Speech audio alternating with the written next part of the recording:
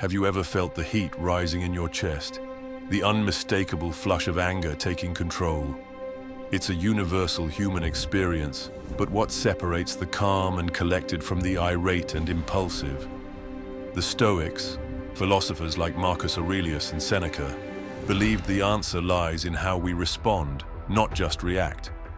Their wisdom offers us a roadmap to managing anger, a timeless guide that's as relevant today as it was thousands of years ago. Imagine this. It's a typical Monday morning, and everything seems to be conspiring against you. You're running late, the coffee spills, and traffic is a standstill. By the time you reach the office, your nerves are frayed, and when an employee makes an error you explicitly warned them about, you snap. While this reaction might feel justified, does it truly serve you? The Stoics would argue it doesn't. Marcus Aurelius, the Roman emperor and philosopher, challenges us with these words. Keep this thought handy when you feel a fit of rage coming on. It isn't manly to be enraged. Rather, gentleness and civility are more human, and therefore manlier. Strength lies not in the outburst, but in mastering the urge to let it out. Real courage, according to the Stoics, resides in the ability to maintain a calm mind amid the chaos. But why is it so hard? Why does anger seem to rise like a tidal wave, sweeping reason and restraint aside? Seneca, another great Stoic, offers an explanation. He writes, "The best plan is to reject straightway the first incentives to anger, to resist its very beginnings.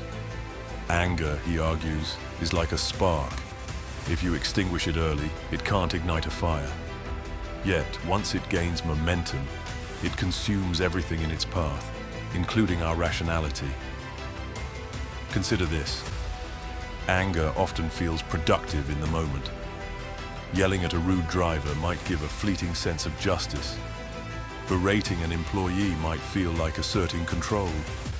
But what do these actions accomplish? Marcus Aurelius reminds us, how much more harmful are the consequences of anger than the circumstances that arouse them in us?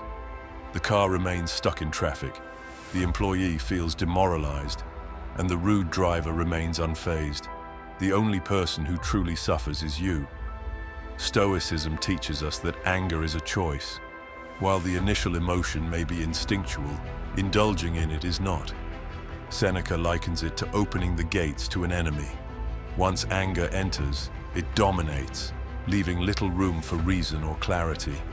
But if anger is a choice, so too is calm, and this realization is transformative. You, not the world, not the circumstances, not the rude drivers or spilled coffee, are in control of your emotional state. So how do we apply this wisdom in our everyday lives? Start by pausing. The moment you feel anger creeping in, take a breath. Ask yourself, what does this anger solve? More often than not, the answer is nothing. Next, reframe the situation. Instead of viewing a mistake as a personal affront, see it as a learning opportunity. When someone is rude, recognize their behavior as a reflection of their own struggles, not yours. These small shifts in perspective can diffuse anger before it takes root. Moreover, practice gratitude. Yes, gratitude. Even in moments of frustration, there's something to appreciate. Your car broke down. At least you have a car. Your employee made a mistake. That's an opportunity to mentor them and strengthen your team. Gratitude shifts your focus from what's wrong to what's right, leaving little room for anger to fester.